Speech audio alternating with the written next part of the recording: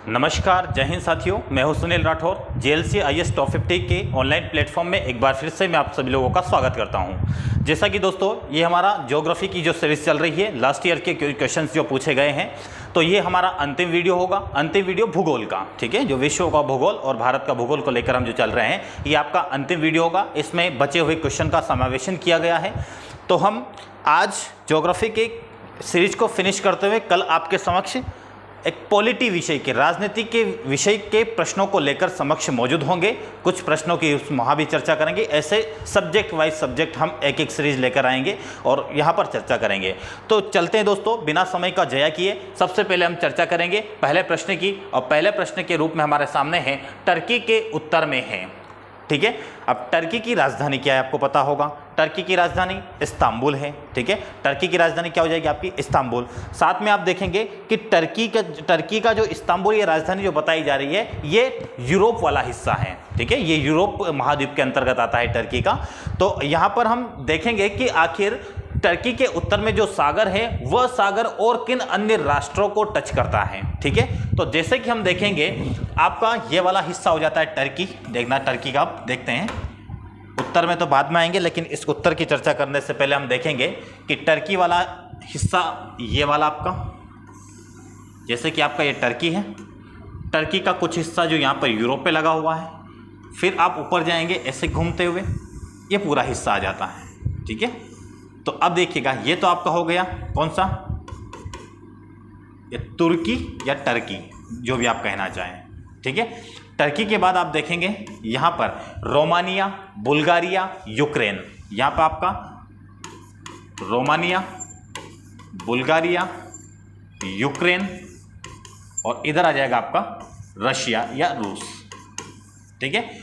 और साथ में आप देखेंगे यहाँ पर आपका मिलेगा जॉर्जिया, ठीक है। तो Georgia, Turkey, Romania, Bulgaria, Ukraine और रूस की सीमाएं जिस सागर से मिलती है, उस सागर को कहा जाता है काला सागर। क्लियर है। और क्वेश्चन क्या पूछा है कि टर्की के उत्तर में कौन सा सागर है, तो टर्की के उत्तर में कौन सा सागर हो जाएगा आपका, काला सागर, ठीक है। अब यहां पर और सागर की भी हम चर्चा कर लेते हैं। यहां पर लिखा हुआ है आपका एक कैस्पियन सागर, कैस्पियन सागर के बाद लाल सागर, लाल सागर के बाद में आपका लिखा हुआ है भूमध्य सागर, ठीक है। तो यहां पर आप काला सागर का तो देख लिया आपने कि काला सागर से कौन कौन से देश की सीमा लग रही है। एक बुल्गारिया हो गई है, रोमानिया हो गई है, यूक्रेन हो गया, रूस और जॉर्जिया और टर्की। फिर हम बात करेंगे कि कैस्पियन सागर से कौन कौन देशों की सीमा टच होती है। कल भी हमने देखा होगा, आपको ध्यान होगा, कल हमने कैस्पियन सागर के बारे में चर्चा की थी। कैस्पियन सागर से कौन कौन से देश की सीमा लगती है। यहां पर आप देखेंगे कैस्पियन सागर के लिए, तो कैस्पियन सागर के लिए हम अगला इसको रफ करते हुए इसी में मैं बताऊंगा आपको। देखिएगा, कैस्पियन सागर आपका ये वाला कैस्पियन सागर का हिस्सा पूरा, ये मान लीजिए आपका कैस्पियन सागर,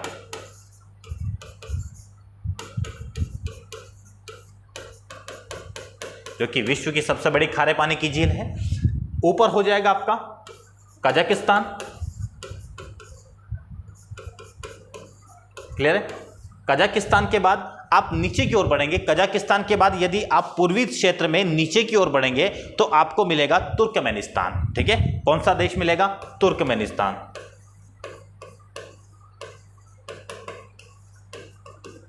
ठीक है। तुर्कमेनिस्तान के बाद आगे बढ़ेंगे तो यहां मिलेगा आपको ईरान, ठीक है। ईरान के बाद इधर आप जाएंगे तो आपको मिलेगा अजरबैजान, क्लियर हुआ। Azerbaijan, Iran, Turkmenistan, Kazakhstan, clear है। तो इन देशों की सीमा किससे के साथ साझा होती है आपकी, कैस्पियन सागर से। कजाकिस्तान पूरा इस रूप से इस बॉर्डर को पूरा टच करता है। कुछ हिस्सा इसका अजरबैजान का, नीचे दक्षिण वाला हिस्सा ईरान का, और इसका पूर्वी वाला हिस्सा हो जाएगा किससे, तुर्कमेनिस्तान से, ठीक है। तो आपसे कभी ऐसा भी प्रश्न पूछा जा सकता है कि ईरान के उत्तर में कौन सा सागर है, जैसे कि टर्की के उत्तर में पूछा, तो यह भी तो पूछा जा सकता है कि ईरान के उत्तर में कौन सा सागर है। तो ये हो गया आपका कैस्पियन सागर की बॉर्डर्स, ठीक है। अब हम बात करेंगे कि यहां पर जो आपका लाल सागर दिख रहा है, लाल सागर से कौन कौन देशों की सीमा साझा होती है, ठीक है। लाल सागर आपका अफ्रीका और एशिया के बीच में पड़ता है।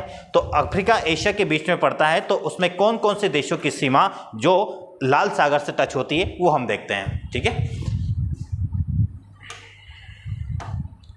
देखिएगा, जैसे कि आप अफ्रीका महाद्वीप का डायग्राम देखें तो ये आपका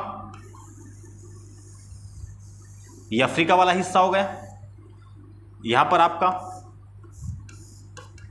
एक द्वीप ऐसे हिस्सा हो जाएगा, ये फारस की खाड़ी हो गई आपकी। ठीक है, और ये है आपका लाल सागर।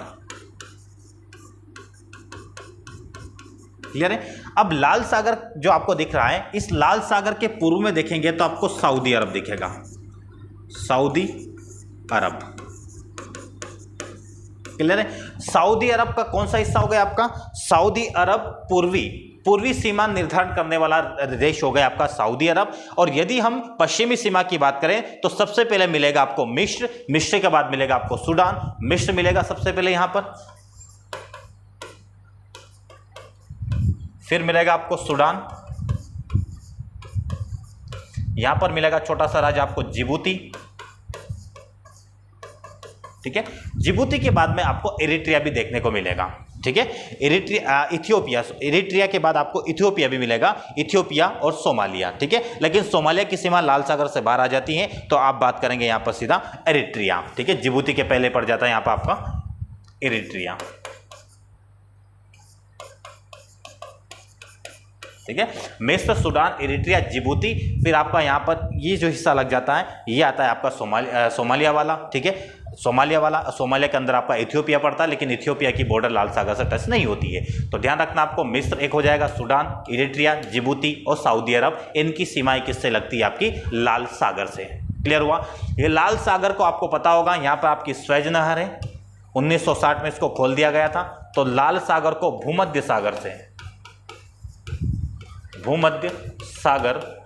से जोड़ने वाली नहर कौन सी हो जाएगी? आपकी स्वेज नहर। जबकि आपका यहां पर है ओमान की खाड़ी। क्या है यहां पर? ओमान की खाड़ी।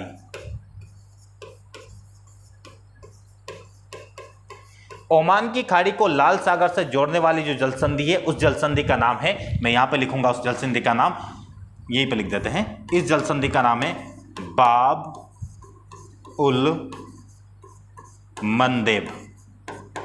मंदेब जलसंधि।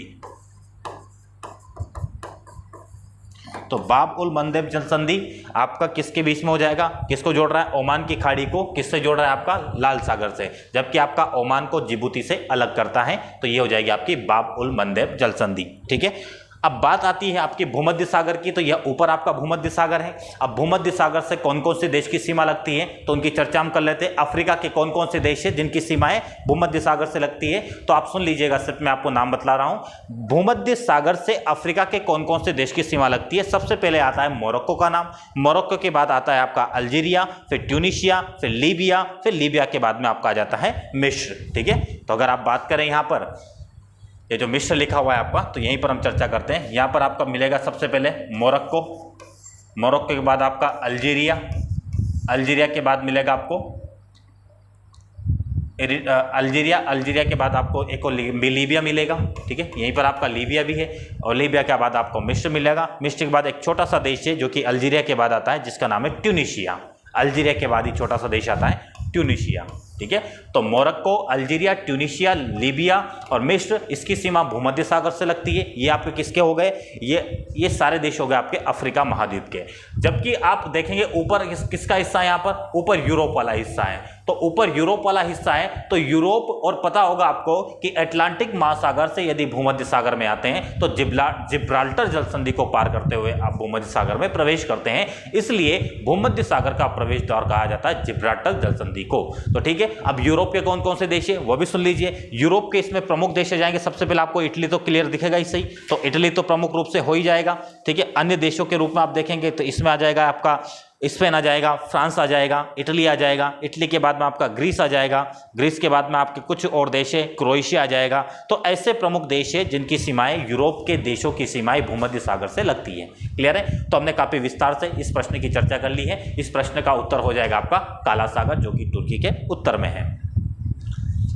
चलते अगले प्रश्न की ओर। लवणता की सर्वाधिक मात्रा किसमें पाई जाती है? लवणता की सर्वाधिक मात्रा आप देखेंगे तो मृत सागर में सबसे ज्यादा लवणता की मात्रा पाई जाती है। कहां पर? मृत सागर में। अब ये लवणता क्या होती है? लवणता क्या होती है यदि आपका मेंस में भी पूछ लिया जाए तो कैसे लिखेंगे आप? लवणता क्या होती है? इसे इस सिंबल के द्वारा इसे दर्शाया जाता है। इसका मतलब ये होता है कि प्रति 1000 ग्राम या 1 केजी में, 1 केजी ये क्या है? जल, समुद्री जल है, ठीक है। 1 केजी जल में उपस्थित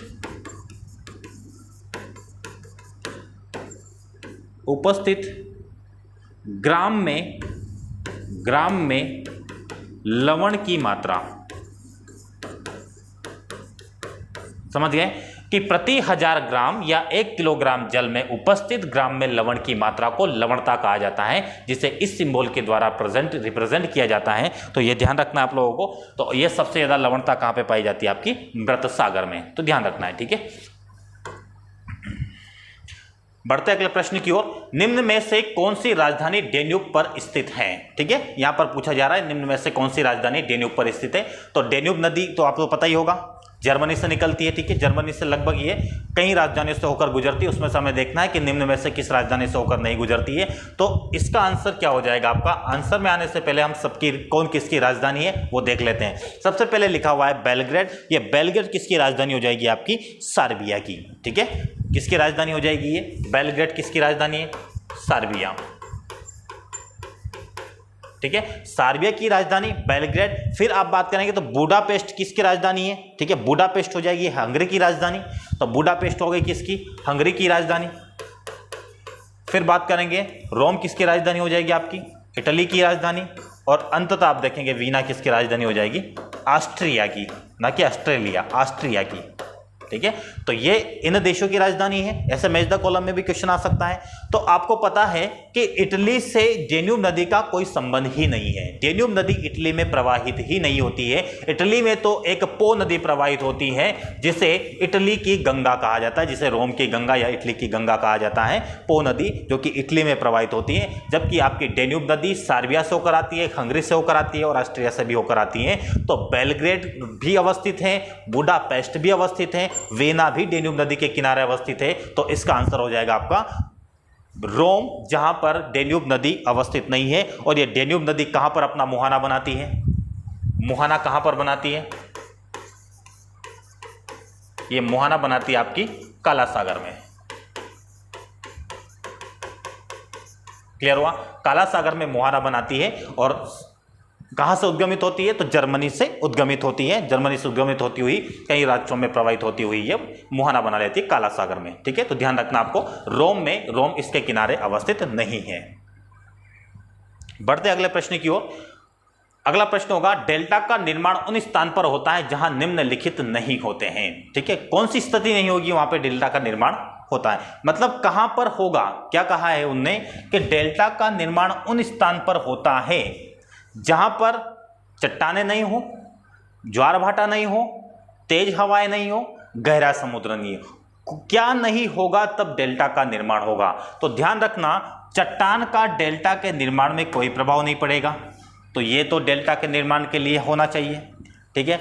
ज्वार भाटा से प्रभावित होता है, तेज हवाओं का क्षेत्र होता है। लेकिन आप देखेंगे गहरे समुद्र, जब आप पूर्वी घाट और पश्चिमी घाट की बात करते हैं तो ये वाला जो क्षेत्र होता है आपका, ये छिचला जलीय भाग होता है, छिचला जलीय भाग, ठीक है, क्योंकि यहां पे पर्वत की ऊंचाई कम है। जबकि आप पश्चिमी घाट की बात करें तो यहां पे गहरा समुद्री भाग है।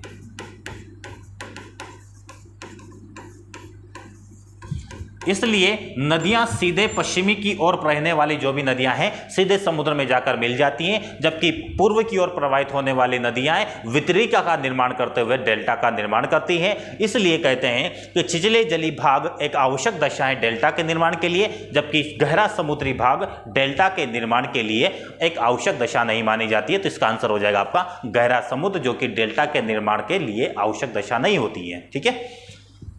चलिए बढ़ते अगले प्रश्न की ओर। इसका आंसर हो जाएगा आपका गहरा समुद्र। अगला प्रश्न होगा, निम्नलिखित में से कौन सा युग्म सही सुमेलित नहीं है? सही सुमेलित नहीं है ये पूछा गया है, ठीक है। तो देखिएगा, केनियन, सबकी चर्चा करेंगे, पहले इसका आंसर बता देते हैं हम। क्वेश्चन कहां गया? ये वाला हमारा प्रश्न है, इसमें देखिएगा, देखिए यहां पे पूछा गया है कि कौन सा सुमेलित नहीं है, तो केनियन नदी के द्वारा निर्मित एक स्थलाकृति है, ठीक है। ज्यूरेन वायु के द्वारा निर्मित एक स्थलाकृति है। एंसेलबर्ग ये हिमनद के द्वारा निर्मित स्थलाकृति नहीं है। एंसेलबर्ग हिमनद के द्वारा निर्मित स्थलाकृति नहीं है, तो इसका आंसर क्या हो जाएगा, एंसेलबर्ग। लेकिन मोरेन हिमनद के द्वारा निर्मित स्थलाकृति है, तो ये वाला ऑप्शन हो जाएगा आपका कि एंसेलबर्ग हिमनद के द्वारा निर्मित नहीं होता है। जबकि अगर हिमनद की एंसेलबर्ग की बात करें तो एंसेलबर्ग का निर्माण किसके कारण होता है, पवन के द्वारा निर्मित स्थलाकृति के द्वारा। ये एंसेलबर्ग क्या होता है, इसकी चर्चा कर लेते हैं। जर्मन भाषा का शब्द है, ये क्या है, एंसेलबर्ग जो है आपका, ये एंसेलबर्ग जर्मन भाषा का शब्द है, जर्मन भाषा का शब्द है। इसका अर्थ होता है स्थल भाग का द्वीप, ठीक है, स्थल भाग का द्वीप। जैसे कि ये भाग है, यहां पर ये चट्टान है, अब हवा चलेगी इसमें, हवा के द्वारा इसका अपर्दन होगा, तो इस सब का कटाव होते होते हुए एक ऐसा टापू जैसी संरचना बन जाएगी, उसी टापू को कहा जाता है एंसेलबर्ग। क्लियर हुआ। एंसेलबर्ग क्या होता है, एक द्वीप जैसी आकृति होती है जो स्थलीय भाग पर निर्मित होती है। वायु के द्वारा आसपास का क्षेत्र का अपर्दन हो जाता है, अपर्दन हो जाने के बाद एंसेलबर्ग का निर्माण होता है। तो एंसेलबर्ग एक प्रकार का द्वीपीय पर्वत होता है, स्थल भाग पर द्वीप जैसी संरचना देखने को मिलती है, ठीक है। अब केनियन क्या होता है, तो केनियन क्या होता है, ये केनियन आपका गार्ज के रूप में वी आकार, नदी के द्वारा अपर्दन के द्वारा इसका निर्माण होता है। इसे वी आकार की घाटी भी कहा जाता है। किसे, केनियन को क्या कहा जाता है, वी आकार की घाटी भी कहा जाता है। क्लियर है। अब एक और बात आपको ध्यान रखना है कि केनियन, ग्रेट केनियन का निर्माण करती है एक नदी जिसका नाम है कोलोराडो नदी। कौन सी नदी, कोलोराडो नदी ग्रेट केनियन का निर्माण करती है। यहां पे लिख देता हूं मैं, कोलोराडो नदी। ये कोलोराडो नदी कहां से उद्गमित होती है, कोलोराडो के पठार से, जो आपका अमेरिका में है। अमेरिका के कोलोराडो पठार से उद्गमित होती है। इसकी सहायक नदी है सान जुआन नदी, जो कि मेंस में पूछा गया था। सान जुआन नदी किस क्षेत्र में प्रवाहित होती है, ये क्वेश्चन मेंस में पूछा गया था। तो वो सान जुआन नदी कोलोराडो की सहायक नदी है। और कोलोराडो नदी का उद्गम कहां से होता है, कोलोराडो के पठार से। ये कोलोराडो का पठार कहां पर है, आपका देखेंगे अमेरिका के पश्चिमी भाग में देखने को मिलेगा, जहां पर रॉकी पर्वत और सियरा नेवादा के बीच में आपको यह पठार देखने को मिलेगा, जिसे कहा जाता है कोलोराडो का पठार। वहीं से आपकी कोलोराडो नदी का उद्गम होता है। यह कोलोराडो नदी ग्रेट केनियन का निर्माण करती है, ग्रांड ग्रेट केनियन का निर्माण करती है। क्लियर है। तो ग्रेट केनियन का निर्माण करने वाली नदी आपकी कोलोराडो नदी है। केनियन एक नदी के द्वारा वी आकार की घाटी बनाई जाती है, तो उसे केनियन कहा जाता है, ठीक है। चलिए बढ़ते हैं अगले प्रश्न की ओर। संसार का सबसे बड़ा द्वीप है, आपको पता ही होगा संसार का सबसे बड़ा द्वीप कौन सा है। देखिएगा, पूछा जाए यदि, दो प्रकार के प्रश्न हो सकते हैं, सबसे बड़ा द्वीप, और अगर यही प्रश्न होता है कि सबसे बड़ा द्वीप समूह,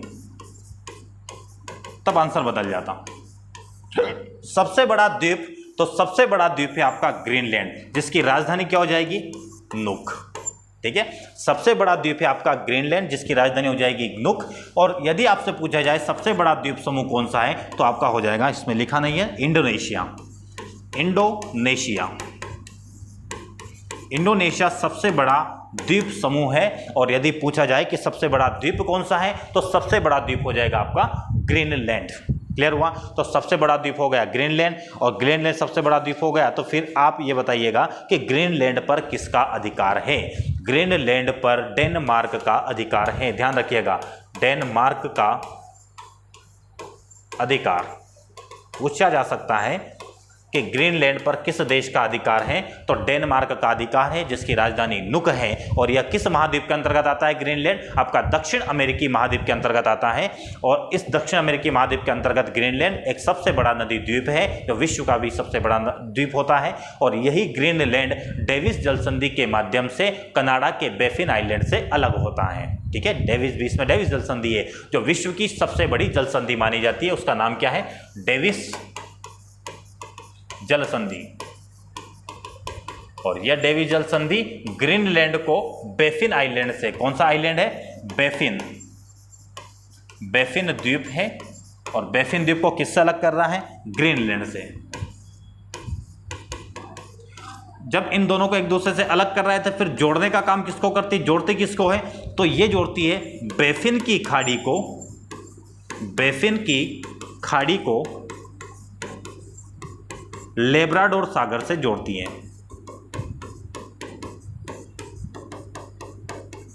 लेब्राडोर सागर से जोड़ती हैं। ठीक है, इसका अगर आप मैप में देखना चाहे तो मैप भी बना सकते हैं इसका। ठीक है, मैप कैसा हो जाएगा देखिएगा यहाँ पर। बाकी और की चर्चा कर लेते हैं। आपका ये बोर्नियो किसका द्वीप है, आपका इंडोनेशिया के ऊपर है, बोर्नियो देश है। ठीक है, मेडागास्कर अफ्रीका महाद्वीप का एक देश है। ठीक है, जो एक चैनल है आपका जिसे कहा जाता है, मेडागास्कर में एक चैनल है आपका, वहीं पर मेडागास्कर ये मुख्य भूभाग से अलग होता है। मेडागास्कर जिसे कहा जाता है, एक सेकेंड में भी आपको थोड़ा सा रिकॉल कर पाते हैं।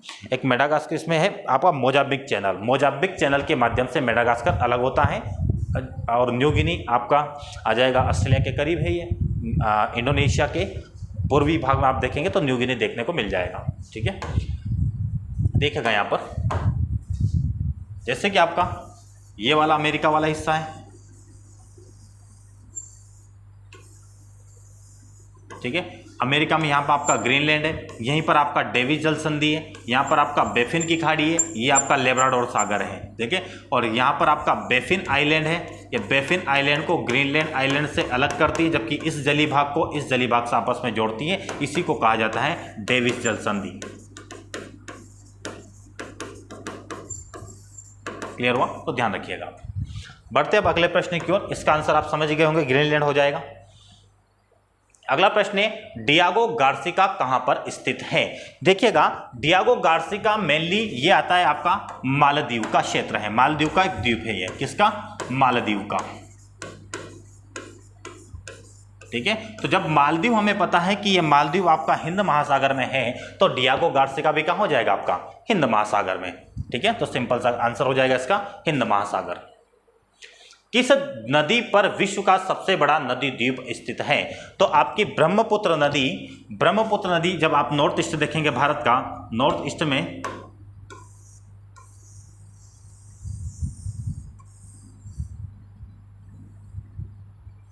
थोड़ा और इसको इधर बना लेते हैं।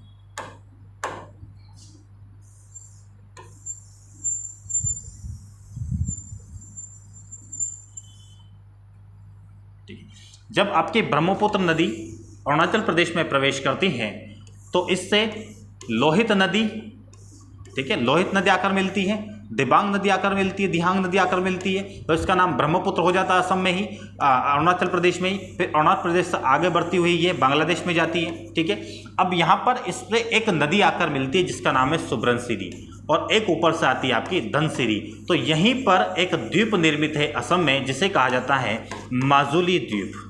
ठीक है, माजुली द्वीप, जिसे अब जिले का दर्जा भी मिल गया है इसे। ठीक है, एकमात्र ऐसा नदी द्वीप है जिसे जिले का दर्जा प्राप्त हुआ है, असम का एक जिला बन गया है।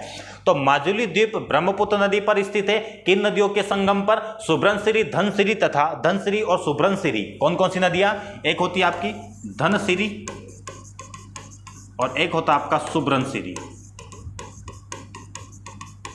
दोनों नदियों के संगम जब किसमें हो जाता है, ब्रह्मपुत्र नदी में, तब जाकर आपका माजुली द्वीप का निर्माण होता है, और माजुली द्वीप आपका ब्रह्मपुत्र नदी पर निर्मित है। इसलिए इस प्रश्न का आंसर हो जाएगा आपका ब्रह्मपुत्र। बढ़ते अगले प्रश्न की ओर। अगला प्रश्न है आपका, संसार का सबसे ऊंचा जलप्रपात कौन सा है। संसार का सबसे ऊंचा जलप्रपात कौन सा है, तो संसार का सबसे ऊंचा जलप्रपात हो जाएगा आपका साल्टो एंजल्स जलप्रपात। ये आपका कहां पर मिलेगा, ओरेनिको नदी पर। कौन सी नदी पर है ये आपका, ओरेनिको नदी पर। ये ओरेनिको नदी कहां पे प्रवाहित होती है आपकी, वेनेजुएला। ठीक है, वेनेजुएला में ही आपका सांटो एल्जिस जलप्रपात है। ये ओरेनिको नदी पर निर्मित है। तो आपको ध्यान रखना है कि संसार का सबसे ऊंचा जलप्रपात है आपका साल्टो एंजल्स जलप्रपात, विश्व का सबसे ऊंचा जलप्रपात। ठीक है, बढ़ते अगले प्रश्न की ओर। ग्रेट बैरियर रीफ कहां पर स्थित है? ये ग्रेट बैरियर रीफ आपको पता होगा कि जब प्रवाल भित्ति का अध्ययन किया होगा आप लोगों ने, तो प्रवाल भित्ति 3 प्रकार की होती है। एक होती है आपकी तटीय प्रवाल भित्ति, उसके बाद आपका अवरोधक प्रवाल भित्ति, उसके बाद आ जाता है आपका वलयाकार प्रवाल भित्ति। 3 प्रकार की प्रवाल भित्तियां होती हैं। तो 3 प्रकार की प्रवाल भित्ति में जब तटीय प्रवाल भित्ति जलमग्न होने लगती है, कौन सी? तटीय प्रवाल भित्ति जब जलमग्न होने लगती है तो वही अवरोधक प्रवाल भित्ति में परिवर्तित हो जाती हैं। उसी अवरोधक प्रवाल भित्ति को इंग्लिश में कहा जाता है बैरियर रीफ। तो यही बैरियर रीफ यदि विशाल आकार की हो जाती है तो उसे कहा जाता है ग्रेट बैरियर रीफ, जो ऑस्ट्रेलिया महाद्वीप के या फिर ऑस्ट्रेलिया देश के किस भाग पर स्थित है? ऑस्ट्रेलिया के पूर्वी तट पर स्थित है। तो ऑस्ट्रेलिया के पूर्वी तट पर स्थित है तो कौन सा सागर होगा वहां पर आपका? कौन सा महासागर होगा? क्या प्रशांत महासागर होगा? क्या हिंद महासागर? तो हिंद महासागर तो हो ही नहीं सकता है, ठीक है, क्योंकि हिंद महासागर ऑस्ट्रेलिया के किस ओर है? पश्चिम की ओर है। एक सेकेंड, क्वेश्चन चेंज हो गया, देखिएगा। तो हिंद महासागर कहां पर है आपका? हिंद महासागर आपका हो जाएगा ऑस्ट्रेलिया के पश्चिम में, तो ये तो हो नहीं सकता है आपका हिंद महासागर। भूमध्य सागर आपका अफ्रीका और यूरोप के बीच में है, तो ये भी नहीं हो सकता है। अटलांटिक महासागर आपका दक्षिण अमेरिका, उत्तर अमेरिका तथा यूरोप और अफ्रीका के बीच में एस आकार आकृति का है, तो ये अटलांटिक महासागर भी नहीं हो सकता। बचे आपका प्रशांत महासागर का दक्षिणी विस्तार आप देखेंगे तो वहां पर आपको ग्रेट बैरियर रीफ देखने को मिलेगा। ये ग्रेट बैरियर रीफ अब जैव विविधता के कारण, इसकी जैव विविधता कम होती जा रही है, जलवायु परिवर्तन के कारण ये प्रभावित हो रही है। तो ग्रेट बैरियर रीफ ऑस्ट्रेलिया के पूर्वी तट पर स्थित है और पूर्वी तट पर आपके देखेंगे तो प्रशांत महासागर का दक्षिणी भाग देखने को मिलेगा। तो इसका आंसर हो जाएगा आपका प्रशांत महासागर। बढ़ते अगले प्रश्न की ओर। अगला प्रश्न होगा आपका कि पृथ्वी पर सबसे उच्चतम लिखा हुआ है, ठीक है, उच्चतम तापक्रम रिकॉर्ड किए गए हैं कहां पर? 2010 में पूछा गया था। तो 20 डिग्री के आसपास, मैंने आपको बताया भी होगा क्लास के दौरान, हम इसकी चर्चा करते हैं कि कहां पर सर्वाधिक तापमान होता है। विषुवतरीय क्षेत्र में भी सर्वाधिक तापमान नहीं होता है, तो मध्य अक्षांशीय क्षेत्र में सर्वाधिक तापमान होता है, क्योंकि वहां पर बादलों की सघनता क्या होती है? बादलों की सघनता कम होने के कारण सूर्यताप की मात्रा अधिक एब्जॉर्ब होती है, इसके कारण वहां पे तापमान औसत से अधिक बना रहता है। तो आपका 20 डिग्री उत्तरी अक्षांश पर सबसे ज्यादा तापमान होता है, क्योंकि स्थलखंड की भी अधिकता देखने को मिलती है। तो आंसर क्या हो जाएगा आपका? 20 डिग्री उत्तरी अक्षांश, जहां पर सबसे ऊंचा तापमान दर्ज किया जाता है, ठीक है। चलिए बढ़ते अगले प्रश्न की ओर। अगला प्रश्न होगा आपका गरजता 40, प्रचंड 50 और चीखता 60, ठीक है। ये क्या है? आपके पछुआ पवन के दक्षिणी गोलार्ध। ये जो चीज है आपकी यहां पर डिस्कस कर लेते हैं। देखिए 40 का मतलब 40 डिग्री, 50 का मतलब 50 डिग्री और 60 का मतलब 60 डिग्री। तो ये सब डिग्री क्या है? यह है आपका दक्षिणी अक्षांश, दक्षिणी अक्षांश। और यहां पर कौन सी पवन प्रभावित होती है? यहां की आपकी पवन प्रभावित होती है, प्रवाहित होती है पछुआ पवन। तो क्या होता है कि दक्षिणी अक्षांश या दक्षिणी गोलार्ध में स्थलखंड का अभाव है। स्थलखंड के अभाव के कारण जली भाग की एक रूपता दिखाई देती है, इसलिए पछुआ पवन की प्रकोपता देखने को मिलती है। तेज रफ्तार के साथ पछुआ पवन पश्चिम से पूर्व की ओर प्रवाहित होती है, जिसे 40 डिग्री अक्षांश के आसपास गरजता 40 कहा जाता है। 50 डिग्री दक्षिण अक्षांश के पास में उसे प्रचंड 50 कहा जाता है, जबकि 60 डिग्री के आसपास उसे चीखता 60 कहा जाता है। इसलिए अब विकल्प अगर पढ़ते हैं तो आंसर देखिएगा कैसे आंसर होगा।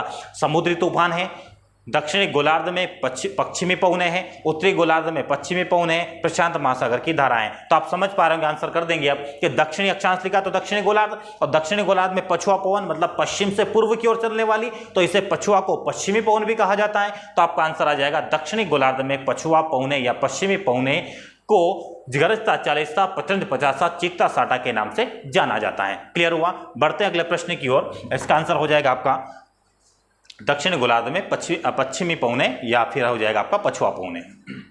भूमध्य सागरीय क्षेत्र में भारी वर्षा कब होती है?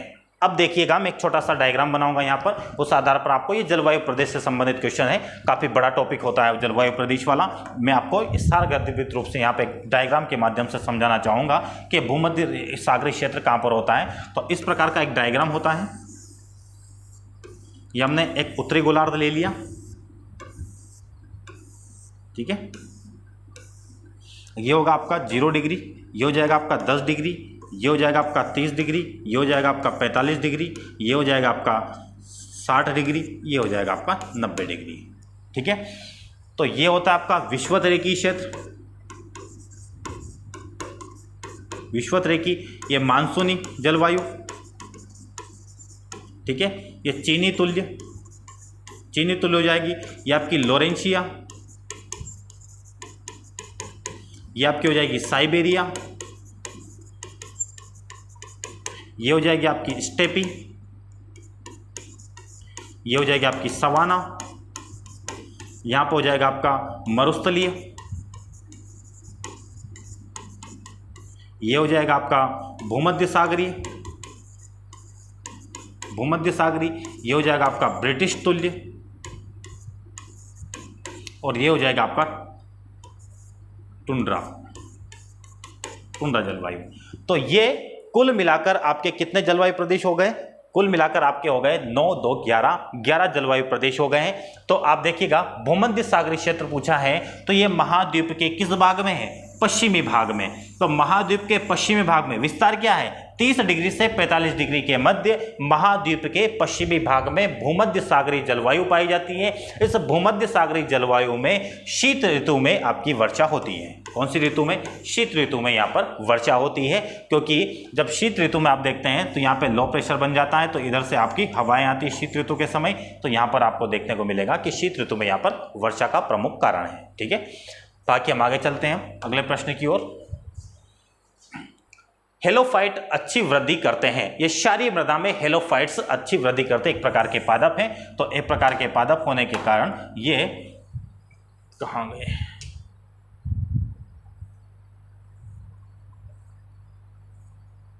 हेलोफाइट्स आपका क्षारीय मृदा में ये अच्छी वृद्धि करते हैं।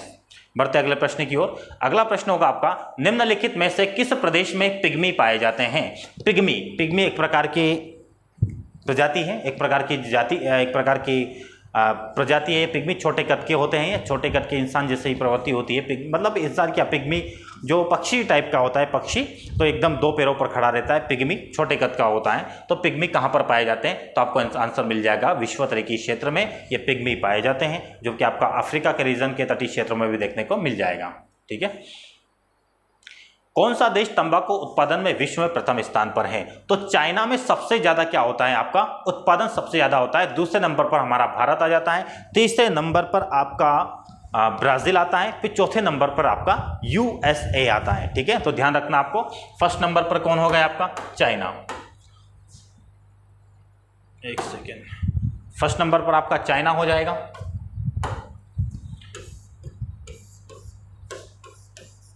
सेकंड आपका भारत हो जाएगा। थर्ड नंबर ब्राजील, और फोर्थ नंबर पर आपका हो जाता है USA, United state of America. ठीक है, तो ये 4 क्रम आपको ध्यान रखना है। तंबाकू के उत्पादन के लिए विश्व में प्रथम स्थान पर चाइना का नाम आता है, फिर भारत का नाम आता है। बढ़ते अगले प्रश्न की ओर। अगला प्रश्न होगा आपका, सर्वाधिक रबर की खेती होती है।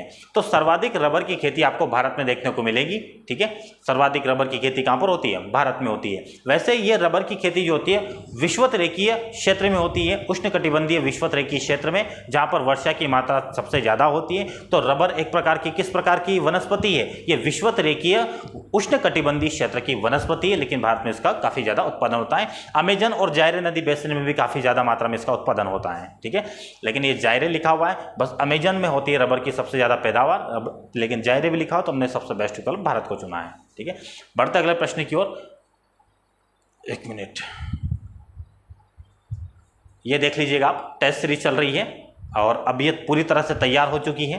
GLC, IAS, MPPSC के एप्लीकेशन पर ये इसकी डिटेल अवेलेबल है, वहाँ पे जाकर आप देख सकते हैं। और काफ़ी अच्छी टेस्ट सीरीज को तैयार किया गया है, लगभग 20 लोगों ने इस पर मिलकर काम किया है, तब जाकर इस टेस्ट सीरीज को तैयार किया गया है। तो जाकर आप इसको जरूर देखिएगा, आपको काफ़ी फायदेमंद रहेगी। ठीक है, बढ़ते हैं अगले प्रश्न की ओर।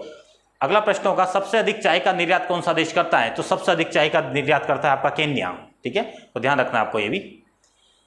अल्फा अल्फा क्या है, ये यूपीएससी में भी पूछा था और यहाँ पे एमपीपीएससी में भी पूछा है। तो अल्फा अल्फा एक प्रकार की घास है, ठीक है, एक प्रकार की घास है ये, तो आंसर हो जाएगा इसका एक प्रकार की घास है। स्टेपी टाइप की घास होती है, जैसे कि स्टेपी घास होती है, सवाना घास के मैदान होते हैं, लेकिन सवाना में क्या होता है, सवाना में वृक्ष के साथ साथ आपको घास भी मिलती है, लेकिन स्टेपी में केवल घास मिलती है। तो वहीं पर आपको अल्फा अल्फा नामक एक घास की प्रजाति मिलेगी, जिसे कहा जाएगा अल्फा अल्फा घास, ठीक है।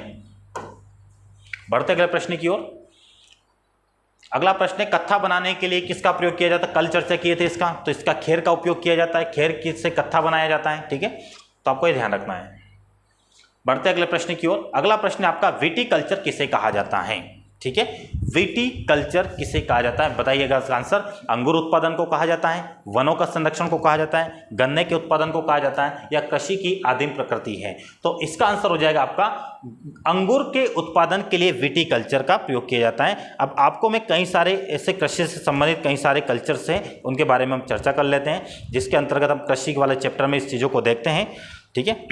तो कुछ जैसे कि आपका सेरिकल्चर होता है, विटीकल्चर होता है, ओलेरिकल्चर होता है, इस प्रकार के कई सारे कृषि से संबंधित कुछ नाम हैं जिसकी चर्चा हम करते हैं। जैसे कि आपका होता है सेरिकल्चर, तो सेरिकल्चर किससे संबंधित है, आपका सेरिकल्चर है रेशम कीट उत्पादन से, ध्यान रखना। सेरिकल्चर किससे संबंधित है आपका,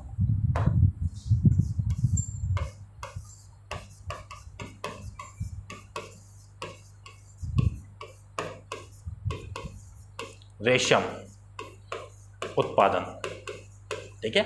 जहां पर विटीकल्चर का संबंध अंगूर उत्पादन से है, अंगूर के उत्पादन से, तो वहीं सेरिकल्चर का संबंध रेशम उत्पादन से होगा, जबकि एपीकल्चर का उत्पादन आपका मधुमक्खी से हो जाएगा। एपीकल्चर का संबंध किससे हो जाएगा, मधुमक्खी,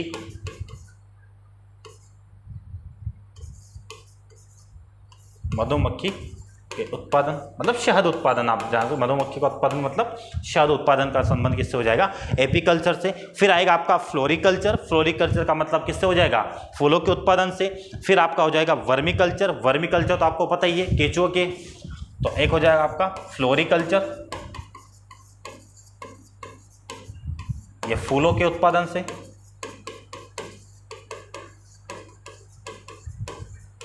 एक हो जाएगा आपका वर्मिकल्चर, अरे ये कहाँ गए सभी, चलिए आपने देख लिया होगा, अगला देख लेते हैं यहीं पर 5 नंबर पर वर्मिकल्चर। वर्मिकल्चर का मतलब हो जाएगा आपका केंचुआ, केंचुआ के उत्पादन, ठीक है। इस प्रकार के कई सारी कृषि की पद्धतियां हैं जिसके अंतर्गत इन चीज़ों को शामिल किया जाता है। हार्टिकल्चर आपकी बागवानी कृषि होती है, ठीक है। हार्टिकल्चर के बाद में आपका पीसीकल्चर होता है, पीसीकल्चर मछली पालन होता है, ठीक है। और आपका विटीकल्चर तो आपका अंगूर उत्पादन जो क्वेश्चन में पूछा ही गया है, ठीक है। और एक हो जाता है आपका एरोपोनिक्स, एरोपोनिक्स हवा में पौधे को उगाना, हवा में पौधे को उगाने को कहा जाता है एरोपोनिक्स, ये ध्यान रखिएगा एरोपोनिक्स,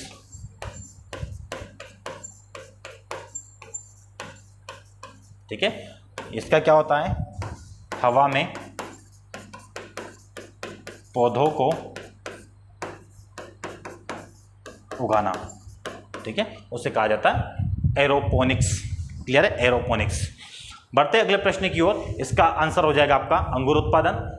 अगला प्रश्न है, रेशम उत्पादन में भारत का कौन सा स्थान है, तो रेशम उत्पादन में भारत का द्वितीय स्थान होता है। बढ़ते अगले प्रश्न की ओर। अगला प्रश्न है, निम्न में से किस देश में सर्वाधिक कोयला पाया जाता है। सबसे ज्यादा कोयला कहां पर पाया जाता है, तो चाइना में सबसे ज्यादा कोयला पाया जाता है, फिर भारत में पाया जाता है, ऑस्ट्रेलिया में पाया जाता है, न्यूजीलैंड में भी पाया जाता है, ठीक है। तो सबसे ज्यादा की अगर पूछा जाए तो चाइना में सबसे ज्यादा कोयला पाया जाता है।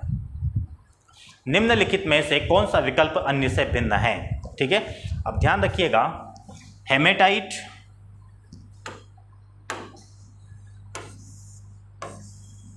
ये तीनों आपके लौह अयस्क हैं,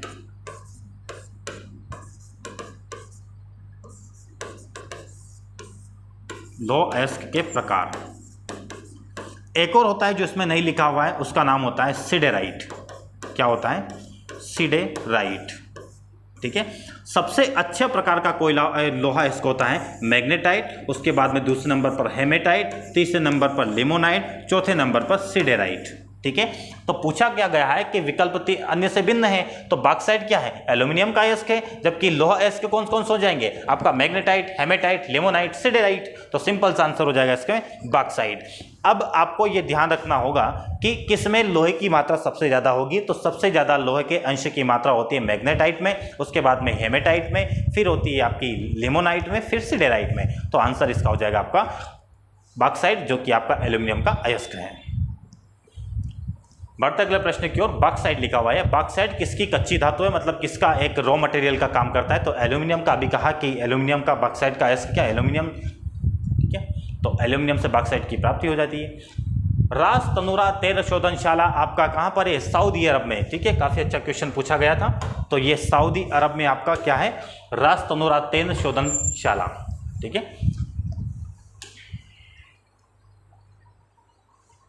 अगला प्रश्न है आपका, अगला प्रश्न होगा कि लुफ्थांस इसे कहा जाता है, सही से इसका प्रोनाउंसिएशन क्या है आपका,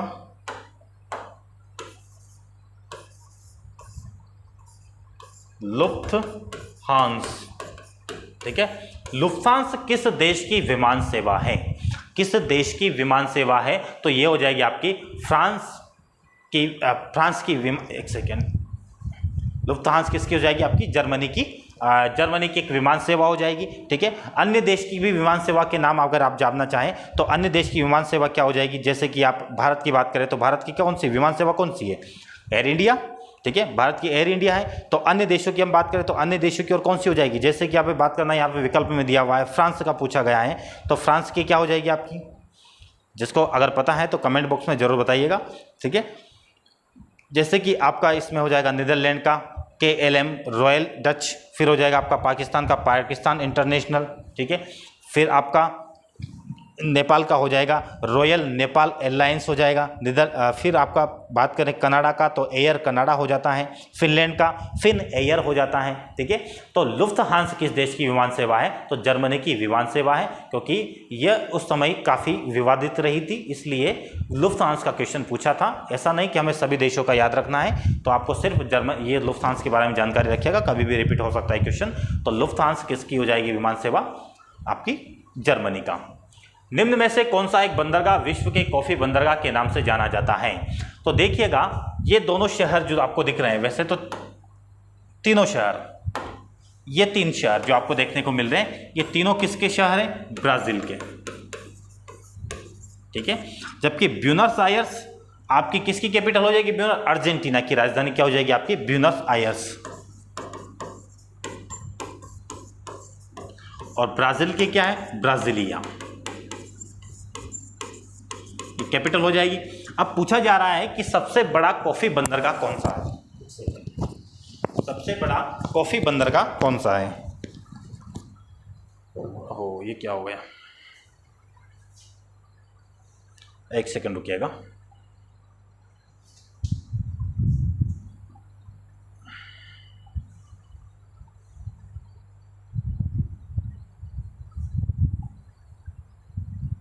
चलिए, इसी क्वेश्चन में थे हम लोग, तो देखिएगा यहाँ पर अब पूछा गया है कि सबसे बड़ा कॉफी बंदरगाह कौन सा है, तो सबसे बड़ा कॉफी बंदरगाह है जो कि आपका ब्राजील में अवस्थित है, उसका नाम है आपका सेंटोस। ठीक है, ये बंदरगाह है, तट पर अवस्थित है, इसके अंदर स्थित है आपकी साओ पोलो। तो साओ पोलो के बारे में अगर पूछा जाए तो ये विश्व की सबसे बड़ी कहवा मंडी है, कहवा मंडी, विश्व की सबसे बड़ी कहवा मंडी क्या हो जाएगी आपकी, साओ पोलो। जबकि सबसे बड़ा कहवा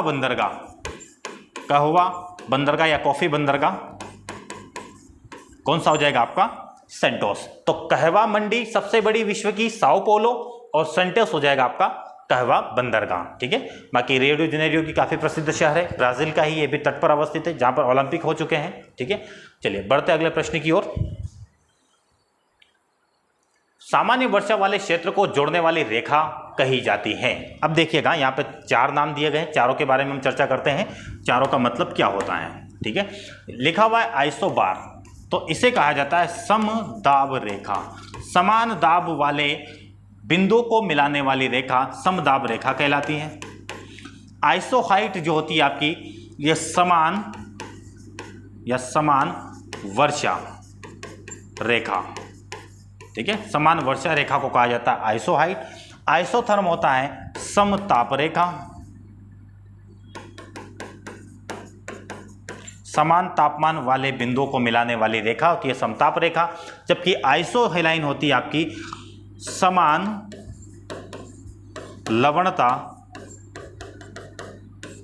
वाले क्षेत्र को मिलाने वाली या समान लवणता वाली रेखा, ठीक है। तो आपको कभी ऐसे क्वेश्चन आ जाए कहीं से भी सामान्य वर्षा की पूछिए, वर्षा की जहाँ पे एक जैसी स्थिति देखने को मिलती है उन रेखा को मिलाने वाली रेखा आपकी आइसोहाइट कहलाती है। यदि आइसोथर्म पूछा है तो समताप रेखा, लवणता की समान लवणता वाली रेखा, समान लवणता वाले क्षेत्र को मिलाने वाली रेखा हो जाएगी आपकी आइसोहेलाइन, और यदि समदाब रेखा की अगर पूछा जाए तो आइसोबार हो जाएगा आपका, ठीक है। बढ़ते अगले प्रश्न की ओर, इसका आंसर हो जाएगा आपका आइसोहाइट। एलएसी पैलेस कहां पर आपका? ये एलएसी पैलेस फ्रांस में स्थित है। फिर चर्चा करते हैं समप्राय मैदान का संबंध किससे है। समप्राय मैदान का संबंध आपका किससे है? भूमिगत जल से, वायु से है, या फिर नदी से या हिमनद से है। जब नदी के द्वारा अवसादों का जमाव कर दिया जाता है, एक समतल भूमि का निर्माण हो जाता है, जो आसपास पर्वतीय क्षेत्र है, बीच में समतल भूमि है, उसी को कहा जाता है समप्राय मैदान, जो कि नदी के द्वारा निर्मित एक प्रकार की स्थलाकृति है।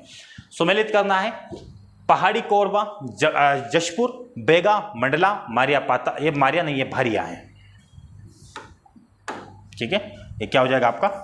भारिया। तो ये होशंगाबाद में पातालकोट आपका,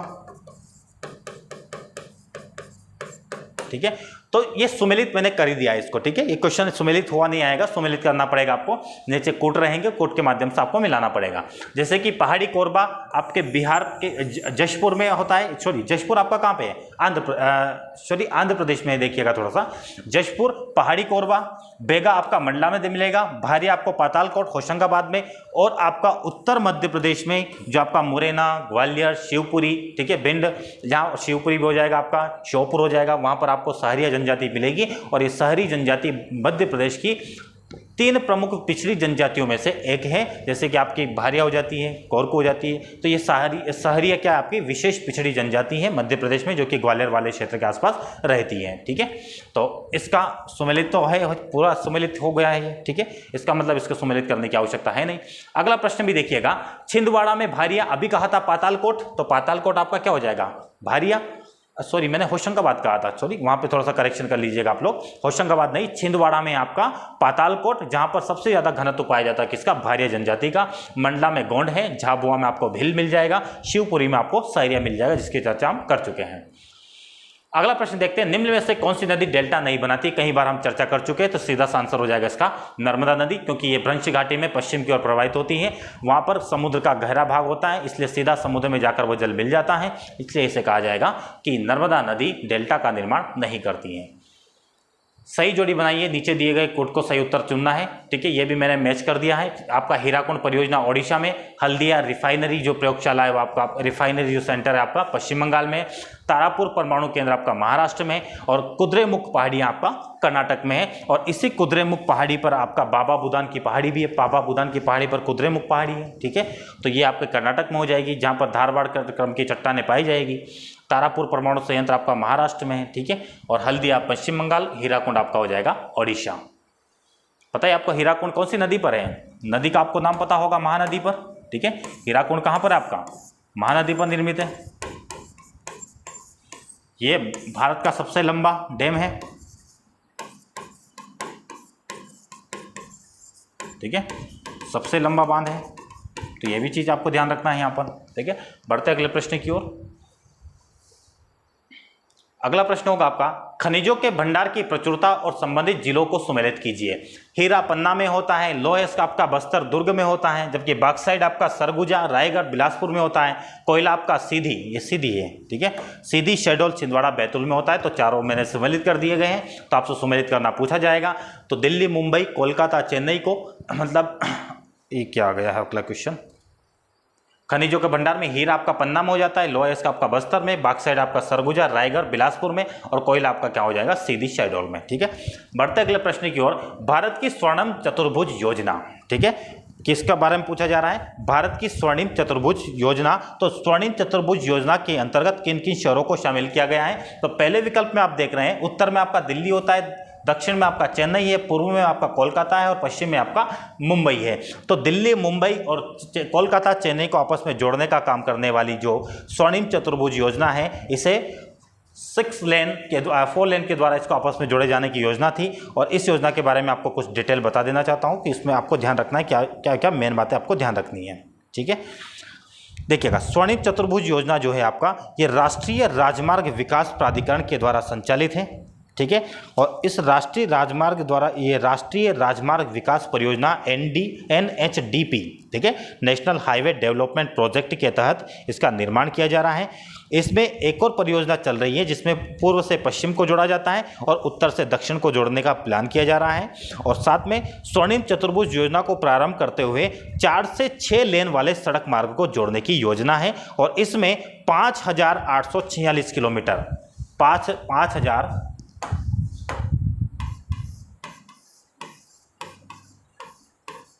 किलोमीटर या तो 4 लेन या फिर 6 लेन रोड बनाने की योजना है, जिसमें इन 4 शहरों को आपस में जोड़ा जा रहा है। ये प्रथम फेज है। दूसरे के अंतर्गत उत्तर से दक्षिण और पूर्व से पश्चिम, ये 2 गलियारों पर भी इसका निर्माण किया गया है। और इसमें आप देखेंगे पूर्व से पश्चिम, तो पूर्व से पश्चिम 3,560 किलोमीटर 3,560 किलोमीटर 6 लेन या 4 लेन बनाया जाएगा।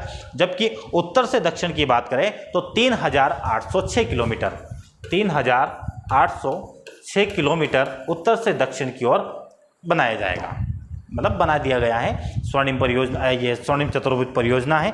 तो स्वर्णिम चतुर्भुज परियोजना के अंतर्गत आपको ये बातें मेनली ध्यान रखना है। ठीक है, और आपको ये पता होगा कि पूर्व में सिलचर है और पश्चिम में पोरबंदर है। इन दोनों को पूर्व से पश्चिम तक जोड़ा जाएगा। जबकि उत्तर से दक्षिण गलियारे के अंतर्गत आपको श्रीनगर से आपको कन्याकुमारी तक जोड़ने का प्लान किया गया था। ठीक है, और आपको स्वर्णिम चतुर्भुज में ध्यान रखना है कि स्वर्णिम चतुर्भुज में 4 शहरों को विशेषता जोड़ा जाएगा। ठीक है, और कितना लंबाई, रोड की लंबाई कितनी होगी? 5,846 किलोमीटर। चलिए बढ़ते अगले प्रश्न की ओर। अगला प्रश्न होगा आपका, निम्नलिखित राष्ट्रीय राजमार्गों में से किसकी मध्य प्रदेश में सर्वाधिक लंबाई? ये पुराना क्वेश्चन है 2008 का। तो आपका NH3 है और वर्तमान में आपका NH46 हो गया। मध्य प्रदेश का सबसे लंबा राष्ट्रीय राजमार्ग जो ग्वालियर से शुरू होता है, आपका बैतूल तक जाता है। ठीक है, तो ये आपको ध्यान रखना है। अब कौन सा हो जाएगा? आपका नेशनल हाईवे 46। ठीक है, चलिए बढ़ते अगले प्रश्न की ओर। निम्नलिखित में से कौन सी औषधि फसल है? औषधि फसल आपकी हो जाएगी एलोवेरा। कौन सी हो जाएगी? एलोवेरा कहा जाता है धृत कुमारी को। तो एलोवेरा आपकी क्या हो जाएगी? औषधि फसल हो जाएगी। सौंदर्य प्रसाधन में भी इसका प्रयोग किया जाता है। तो धृत कुमारी या एलोवेरा। निम्नलिखित में से कौन सा मरुस्थल है? अब मरुस्थल क्षेत्र कौन सा है? अब देखिएगा कितना शानदार क्वेश्चन बनाया गया है। अब यहां पर इसमें से आपको खोजना है कि कौन सा क्षेत्र ऐसा है जो मरुस्थलीय क्षेत्र के अंतर्गत आता है। तो आपने देखा होगा कि सिंधु नदी का क्षेत्र जो होता है, सिंधु नदी एक तो देखेंगे आप लद्दाख वाला क्षेत्र से भी होकर आती है, और दूसरा आपका थार के मरुस्थल, थार वाले क्षेत्र में। लद्दाख वाला आपका कैसा मरुस्थल है? ये आपका हो जाएगा बर्फीला मरुस्थल, बर्फीला मरुस्थल। और थार वाला कैसा हो जाएगा? रेतीला मरुस्थल। तो सिंधु क्षेत्र क्या हो जाएगा? आपका मरुस्थलीय क्षेत्र के अंतर्गत आ जाएगा। आंसर नहीं किया गया इसमें। चलिए सिंधु क्षेत्र, इसका आंसर क्या हो जाएगा? आपका सिंधु क्षेत्र। अगला प्रश्न है, सबसे लंबी नदी है। ठीक है, अब आपसे पूछा क्या जा रहा है? सबसे लंबी नदी कौन सी है? तो आपको मैं बता दे रहा हूं कि सबसे लंबी नदी आपकी हो जाएगी गंगा नदी। और गंगा नदी की लंबाई कितनी हो जाएगी?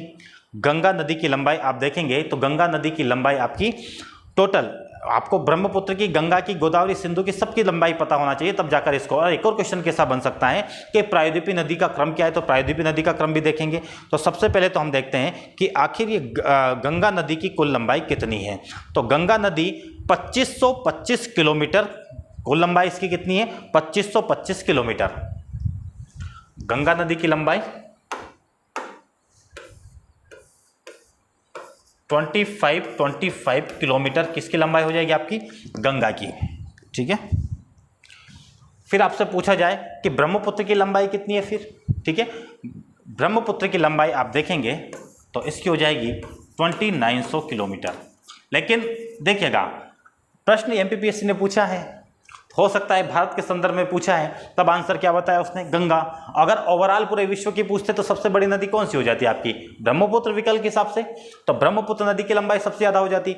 और यदि आप सिंधु नदी की बात करें तो सिंधु नदी कितना है, 2880 किलोमीटर, ये पूरी लंबाई हो जाएगी। और इंडिया में सिंधु नदी कितनी प्रवाहित होती है, 1114 किलोमीटर प्रवाहित होती है।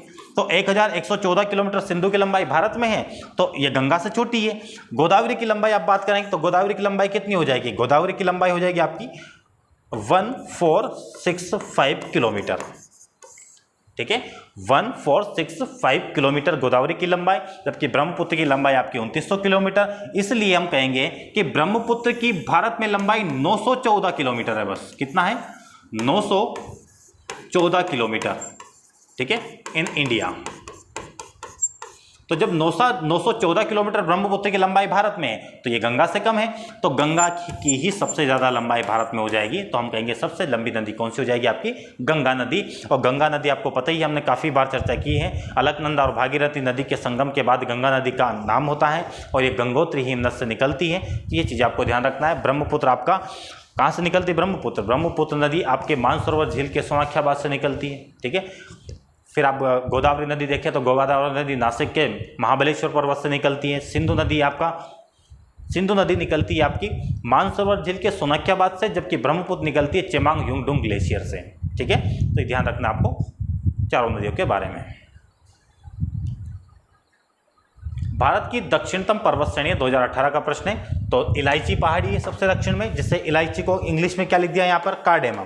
तो कार्डेमम पहाड़ी सबसे दक्षिणी पहाड़ी है, तो कार्डेमम पहाड़ी भारत की सबसे दक्षिणतम पहाड़ी हो जाएगी, जिसे इलायची पहाड़ी भी कहा जाता है। इसके उत्तर में आपको अन्नामलाई मिलेगा, अन्नामलाई के उत्तर में जाएगा आपको नीलगिरी मिलेगा, और ये आपको मिलेगा नल्लामलाई।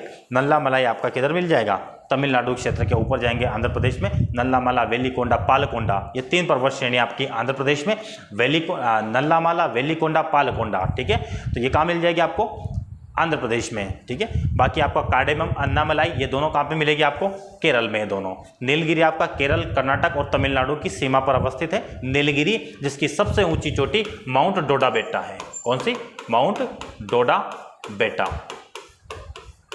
ठीक है। और अन्नामलाई की सबसे ऊंची चोटी कौन सी है, अनाईमुड़ी, जो कि दक्षिण भारत की सबसे ऊंची चोटी मानी जाती है, ठीक है। कार्डेमम और अन्नामलाई, नन्नामलाई को देख लीजिएगा आप, ठीक है। तो ये इसका आंसर क्या हो जाएगा आपका, कार्डेमम। बढ़ते अगले प्रश्न की ओर, भारत का कौन सा राज्य अधिकतम राज्यों की सीमा को छूता है, ठीक है। अब एक काम करता हूं मैं, आपको यहाँ पे मैप बनाता हूँ, एक नई चीज देखने को मिलेगी आपको। अगर पूछा जाए क्वेश्चन, ऐसा बन सकता है इन फ्यूचर कि भारत में ऐसे कितने राज्य हैं, भारत में ऐसे कितने राज्य हैं जिनकी सीमाएं 7 या 7 से अधिक राज्यों को टच करती हैं, तो कितने हैं। तो ऐसे काउंट करने बैठेंगे फिर, तो आपको यहां पे बताता हूं मैं, देखिएगा।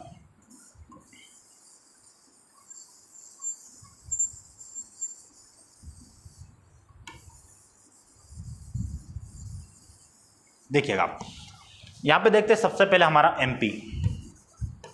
तो एमपी का किससे, एक तो राजस्थान से हो जाएगा, एक आपका गुजरात से हो जाएगा, गुजरात के बाद महाराष्ट्र से हो जाएगा, और एक आपका छत्तीसगढ़ से हो जाएगा।